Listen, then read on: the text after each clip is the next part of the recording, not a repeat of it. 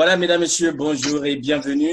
Vous êtes toujours sur Ziana TV, la chaîne au cœur des diasporas. Nous continuons à aller à la rencontre des hommes et des femmes qui font cette diaspora. En ce moment où nous sommes tous confinés, il est bien nécessaire que nous allions prendre des nouvelles après la France. Nous allons nous rendre du côté du Canada, précisément à Montréal, où nous attend Nona. Nona, beauté. Mbote Benyostwe. Voilà, Nona, vous êtes au Canada, notamment à Montréal, depuis plus de 15 ans. Une adaptation assez facile ou bien il fallait quand même, je dirais, prendre un peu sur soi pour supporter les moins 15, les moins 20 ou les moins 25? Ben, ça s'apprend. Il y a toujours une adaptation à tout, mais à un moment donné, on sait que l'hiver reviendra, donc on fait avec, hein. On prend les dispositions nécessaires et puis on va avec, ça va. La première fois que le corps est choqué par le moins 15, comment on se sent? On se sent un peu brusqué. On se sent brusqué, oui, c'est ça, c'est même ça le mot. Mais on s'est adapté assez rapidement. On s'habitue pas au froid, mais on se donne une bonne raison d'aller de l'avant et puis on fait avec. On arrive à découvrir les joies de l'hiver. Ça va. Voilà, les joies de l'hiver qui sont quand même, je dirais, assez... Ben, on a quand même pas mal d'activités. Là, présentement, c'est le printemps, mais il neige dehors. Je sais pas si je peux vous montrer, mais oui, si, il faut nous montrer. Ça va être intéressant de voir alors qu'ici, c'est le printemps, il n'y a plus rien. Non, ici, c'est vraiment, il neige. On a une super belle neige dehors. Les gens fonctionnent. Nona, on veut voir. Hein. Nous, les Parisiens, on veut quand même voir cette neige. Attends, comment ça se fait ce truc? Donnez-moi 2 petites secondes. Oui. Je vais retourner ça par ici. Mais sinon, il y a moyen aussi de se balader, hein, d'aller avec et tout ça, de voir. Waouh! Voilà. Donc là, je vous montre ma fenêtre, le rebord de la fenêtre qui est déjà tout blanc. Tout est blanc dehors. Ça fait à peu près 1 heure que ça tombe. Et nous, on aime ça. Quand il neige, il fait pas froid. Donc, on aime bien cette sensation de... Non, mais je veux bien garder ce paysage assez... En ce moment... Profitez-en. Donc, oui, c'est ça. Et nous, on aurait bien voulu que tu fasses un petit tour pour nous montrer un peu le quartier, qu'on voit... Un petit tour dehors? Qu'on voit un peu le quartier. Ça nous change, je dirais, de ce que nous avons à Paris en ce moment. Hein. Ah oui, hein? Bon, j'espère que j'aurai la connexion. Hein? Je vais aller du côté de ma cour. Je pense que je vais avoir la connexion quand même. D'accord. Donnez-moi juste un instant. Oui, si, on va voir. OK. Alors. On voit déjà que les arbres sont blancs. Oui, les arbres sont blancs, c'est clair. Je vais vous trouver le moyen de vous faire plaisir. Vous montrer la neige. Je ne serai pas le seul. Hein. Je pense que ça va apaiser beaucoup de gens en ce moment. On est tous confinés. Hein? OK, je vais vous montrer ça. Voilà, l'arrière-cour. Donc, on est bien le 23 2020. Et là, c'est mon vélo. D'accord. Donc, écoutez, les arbres n'ont plus vraiment de fleurs parce que on sort de l'hiver. Très bien, on voit que il fait beau, il neige. Voilà. Oui. C'est vraiment la belle température. Nous, on aime ça. Quand il neige, on peut sortir, marcher, glisser. Quand il neige pas, il fait froid. Et quand il neige, en général, les températures sont en dessous de 0. Donc, c'est plutôt contemplatif. On aime ça. Alors ici, j'ai comme la luge, ce que vous voyez ici. D'accord. Donc, les enfants font la luge sans problème. La luge. Exact. On fait la luge. Et ça, c'est la pelle. Alors, la pelle, en général, quand on va au travail et puis qu'il neige après, il faut avoir une pelle pour pouvoir enlever la neige et puis partir de là où on est, quoi. Donc, on a tout Montréal, il neige. Voilà. D'accord. Merci de ce climat apaisant, hein. Ça nous rassure quand même que finalement, du côté de Montréal. Alors, tu es dans quel quartier, Nona, de Montréal, là, s'il faut l'appeler ainsi? Alors, moi, je suis à Rosemont. Hmm. C'est un quartier à l'est de Montréal, à Rosemont. Ouais. Voilà. Alors, il faut dire quand même que Nona, si on t'appelle, parce que c'était pas pour parler de la neige directement, mais c'était une occasion pour nous d'admirer ce climat québécois en ce moment. Il faut dire que toi aussi, comme nous, tu es Oui, confiné. exactement. Je suis confinée, excusez-moi, je reviens dans mon studio. Oui, oui, c'est bon. Oui, je suis confinée depuis déjà une semaine. Disons que c'était les enfants, les universités, collèges, lycées, les écoles primaires et garderies qui ont été fermées vraiment tout d'un coup. Et là, présentement, c'est progressivement. Au début, on était, bon, les écoles, et puis là, c'est les centres commerciaux petit à petit. Et on appelle vraiment euh, aux gens de rester chez soi. En fait, c'est tout ce qu'on a comme communiqué. Mais c'est vrai que chez nous, les gouvernements communiquent quand même souvent, au moins une fois par jour, pour nous donner les directives, pour nous dire où est-ce que ça s'en va, tout ça. Donc oui, on est en confinement, toute la famille. Alors, Voilà. c'est quoi une journée type d'une mère de famille en confinement et qui a du travail à faire? Alors là, je viens d'expérimenter le télétravail parce que jusqu'à la semaine dernière, pardon, j'allais au bureau. Donc ma semaine, c'était qu'en fin de semaine, je préparais tout le lunch. Le lunch ici, c'est la popote. Hmm. Que je préparais en fin de semaine parce que les enfants, ils sont à la maison, donc ils sont seuls et puis ils tournent en rond et puis ils mangent et puis tout ça. Donc je préparais tout ça de ce côté-là. Mais pas grand-chose à faire parce que la chance que j'ai, c'est que j'ai des grands enfants quand même. J'en ai des petits aussi, donc ils se gèrent bien ensemble. Donc tout ce que j'avais besoin de faire, c'est vraiment au niveau de préparer la nourriture. Et puis le soir, ben, j'essaie de voir ensemble qu'est-ce qu'on peut faire comme activité parce qu'il faut les occuper aussi.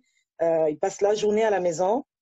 La semaine dernière, ils pouvaient aller encore au parc. Je leur permettais d'aller au parc. On a un parc pas loin. Mais cette semaine, les parcs sont fermés et officiellement, c'est interdit d'aller dans les parcs. Donc, les enfants sont à la maison et peut-être dans la cour, comme je vous ai montré tantôt, juste derrière la maison pour prendre un peu l'air. Hmm. Cette semaine, aujourd'hui, j'ai commencé le télétravail. C'est pas évident parce Qu'est-ce qui que manque? Ce sont les collègues qui sont bah, on est à la absents ou maison, bien on doit travailler. c'est l'ambiance? Non, en fait, tout le bureau est fermé. Donc, je suis contrainte d'être à la maison parce que c'est la directive qu'on nous a donnée. Ce qui est difficile, c'est qu'on ne peut pas vraiment accomplir ces tâches comme il faut.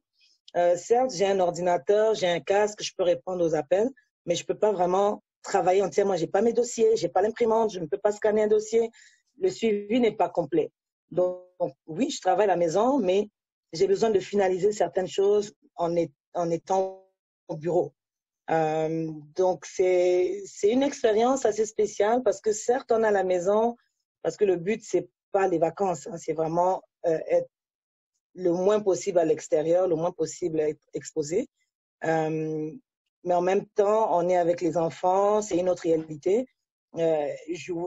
Jouer aux deux tableaux, tu es dans la maison, mais tu es au travail de 9h à 5h et les enfants sont à côté. Ils doivent continuer à faire leur vie aussi. Je ne peux pas passer mon temps à dire arrêtez, stoppez. Donc, je me suis organisé un bureau dans mon espace. Et c'est ça qui me permet de travailler. J'ai passé cette première journée quand même assez agréablement. J'ai pu voir mes enfants. Je suis rassurée d'être là aussi, de ne pas être celle qui va à l'extérieur et qui ramène le virus à la maison parce que c'est moi qui suis à l'extérieur en fait. D'accord. Donc, c'est une bonne option, c'est une très bonne option. Euh, je ne vais pas m'en plaindre parce que nombreux ne peuvent pas vraiment le faire. Donc, j'en profite. Voilà, donc tu en profites bien. Donc ton ton temps est organisé vraiment sur les horaires de travail, quoi, en fait. C'est-à-dire que 9h, midi ou peut-être un peu comme C'est ça. ça. De 9h à peu près 10h30, je travaille et puis j'ai une pause de 10 minutes. Donc, c'est exactement comme si j'étais au bureau. J'ai une pause de 10 minutes. Je reviens et puis à 12h30, je m'arrête pour ma pause jusqu'à 13h30. Je reprends le travail. À 15h10 ou 20, j'ai une autre pause de 10 minutes jusqu'à 5h. Donc, c'est ce que j'ai fait aujourd'hui. Il y a un système de pointage en ligne où on doit exactement mettre le temps de travail. On est connecté avec toute l'équipe par Skype, donc on sait qui est là, qui n'est pas là. À n'importe quel moment, le responsable peut vous joindre au téléphone ou en ligne pour poser des questions, pour faire avancer un dossier. Donc, on arrive quand même à travailler ensemble. Oui. C'était une belle expérience, je dirais. Ouais. Alors, Nona, tu sais aussi qu'en ce moment, il y a une actualité qui corrobore ce confinement, c'est le Covid-19. Quelle est la situation à Montréal? La situation à Montréal, disons que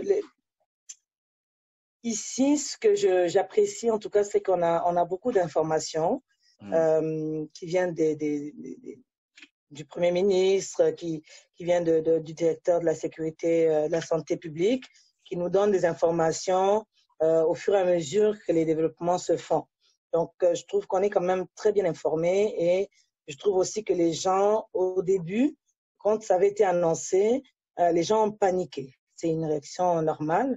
Les gens ont paniqué, donc se sont rués vers les centres commerciaux pour faire le plein surtout de la nourriture. Donc, il y avait plus, on interdisait les foules, plus il y avait de la masse, en fait. Donc, il y a eu comme il y a eu comme quelque chose qui n'a pas bien marché à ce moment-là, parce que les gens vraiment avaient peur et donc sans les faire l'épicerie à ce moment-là. Mais je crois 2 jours après, ça s'est vraiment calmé parce qu'on a rassuré les gens qu'il fallait prendre des précautions, qu'il fallait y aller progressivement, que ça servait à rien de tous arriver et prendre un morceau de viande parce que le but, c'était justement de ne pas être confiné dans un même espace. Donc, je crois que les gens ont compris assez rapidement. Je crois 2 jours après, les choses se sont faites vraiment naturellement. Les gens ont commencé à y aller comme il faut. Mais avec beaucoup de précautions. Donc, que je vois des gens avec des masques, que je vois des gens avec des gants, que ce soit à la sortie des appartements ou pour rentrer dans leurs autos, ils ouvrent la porte avec des gants parce qu'on se dit c'est dans l'air et c'est partout. C'est plus juste quelqu'un qui tousse en face, on peut l'attraper un peu partout. Donc, on prend quand même des dispositions. Mais ce que j'aime aussi, c'est que nos gouvernements ne sont pas trop alarmistes. On n'est pas en mode, on n'est pas en guerre, hein, comme on en a France. entendu. Voilà, non, on n'est pas là avec la police dehors. Oui, il y a des policiers qui font l'ordre quand il y a des désordres dans les centres commerciaux, des choses comme ça. Et encore, c'est très rare. C'était vraiment au début. Mais maintenant, les gens ont vraiment compris que c'était pour leur bien, donc ils prenaient des dispositions eux-mêmes et arrivaient à faire des choses, que ce soit au travail aussi, dans le métro. J'ai pris le métro toute la semaine dernière pour aller au travail. J'avais mon masque, j'avais mes gants et les personnes à côté aussi étaient pareilles. Mais pas forcément tout le monde. Je sais pas comment dire ça, mais les gens prennent des dispositions au niveau de la distance, mais ils sont pas forcément couverts. Ils le prennent encore un petit peu trop relax. Donc, on est un peu dans le juste milieu entre le pas très grave et le potentiellement grave. Il y en a qui prennent des dispositions tout de suite, il y en a qui y vont encore tranquillement. Au niveau de la communauté, ben, j'ai parlé à certaines amies, certaines familles qui sont comme nous, hein, en confinement, et on a ce double stress, c'est-à-dire ici qu'il faut qu'on fasse attention et puis on suit les dispositions. On a quand même la possibilité, en cas de nous rendre à l'hôpital et d'avoir peut-être un suivi. Mais on a aussi ce stress-là pour les nôtres ailleurs. Donc, quand je parle avec les compatriotes ici, c'est comme un double stress. Là, c'est comme ici. Et puis, mais que vont faire les autres qui sont loin et qui n'ont pas forcément les moyens que nous, on a. Donc, Est-ce que les autres, Nona, est-ce que les autres, c'est nous qui sommes en France ou bien ceux qui sont au Congo? Bah, vous qui êtes en France, vous êtes un peu comme nous, hein, vous êtes quand même pris en charge. On a des structures. Oui. On a des structures. Quand on nous dit de laver les mains, certes, on a l'habitude de se laver les mains, mais on comprend qu'il faut se laver les mains encore plus. Mais en même temps, s'il y a des signes, on est quand même assez sûr de nos centres de soins, on est quand même assez sûr des structures médicales qui existent ici ou en France, que lorsque je parle de quelqu'un qui a Pointe-Noire, qui en temps normal déjà n'a pas confiance en l'hôpital, et là, Corona, il n'ira pas forcément à l'hôpital, ou il va essayer de faire les choses autrement. Donc, quand on en parle, on a cette pensée-là vers les nôtres qui sont au pays, quoi. Est-ce que tu t'inquiètes pour le pays par rapport à cette situation, l'état de préparation? Est-ce que cette inquiétude, quand tu vois l'actualité qui vient du pays, du Congo, tu te dis que là, c'est chaud? Ben, oui, je m'inquiète. J'essaie de ne pas m'inquiéter, disons, de ne pas rester dans cette idée-là. Mais oui, quand je vois comment c'est géré, j'ai l'impression que les gens à la tête, peut-être eux-mêmes déjà, ne voient pas la gravité. Parce qu'au début, on disait beaucoup que bah, ça ne va pas arriver en Afrique, qu'il fait trop chaud, que le virus ne va pas nous atteindre, que c'est pas fait pour nous. Il y a eu tout un système qui s'est mis en place. Peut-être que les gens y croyaient aussi et voyaient les choses au loin. Mais avec toute la vague des expatriés ou juste des vacanciers qui ont peut-être ramené le virus malgré eux, on se retrouve à faire face avec au pays. Donc oui, je regarde ça avec beaucoup d'inquiétude en me disant comment peut-on faire respecter ce genre les mêmes consignes qui nous sont données ici. Comment va-t-on faire respecter ces consignes là-bas? Parce que chez nous, on fonctionne dans la masse.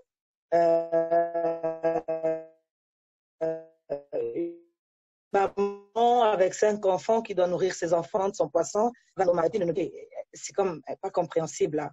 Et je ne sais pas comment on peut convaincre une personne qui n'a pas d'autre choix et lui dire ne va pas au marché, ne va pas travailler finalement.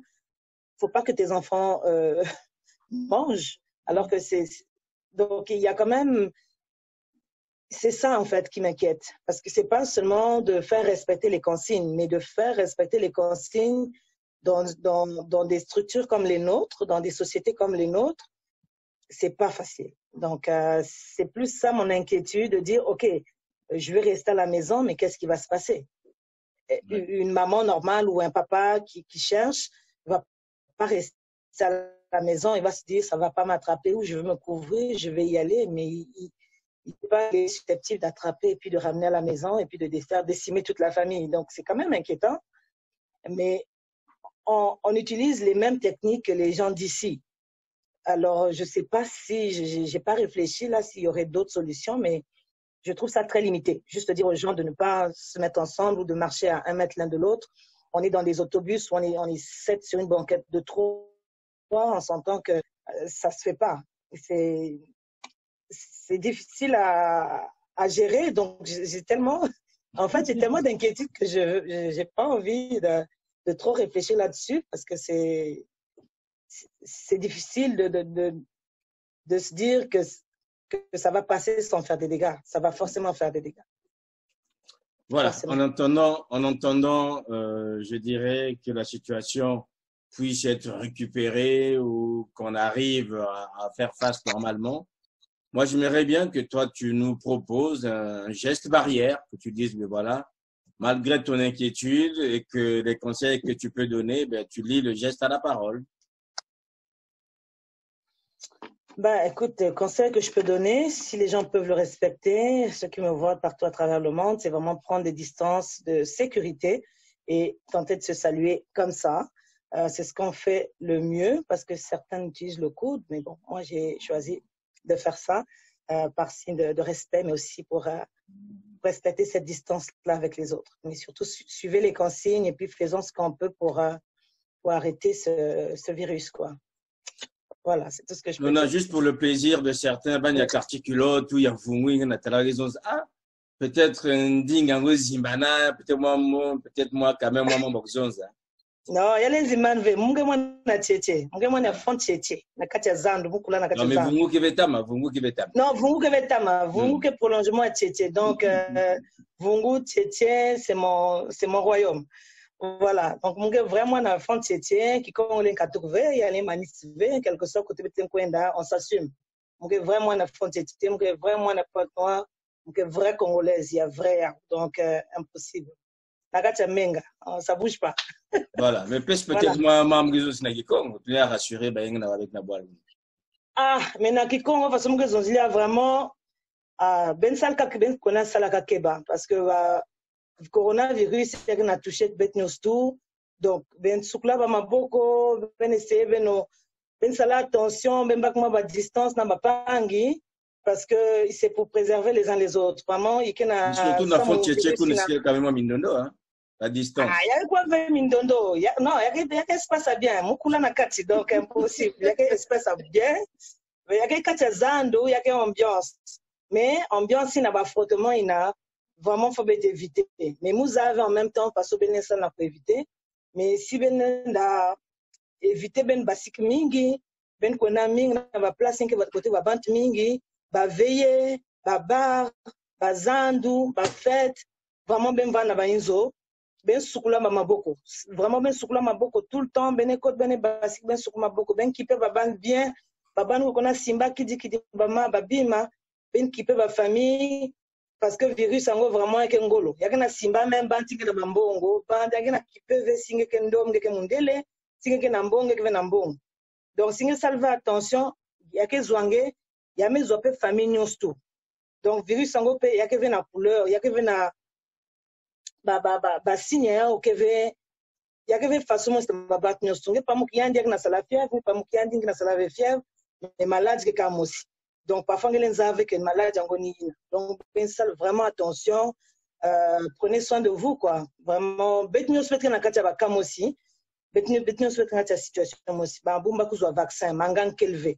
Bagana zonzako kini, bagana zonzako kuno citron. Donc, bêtez-nous souhaiter na katia kidiba. Bêtez-nous zabe façon que ça là. Tout ce qu'on peut faire, c'est kusukul maboko, kusola na katia kuda, na katia nani diboko.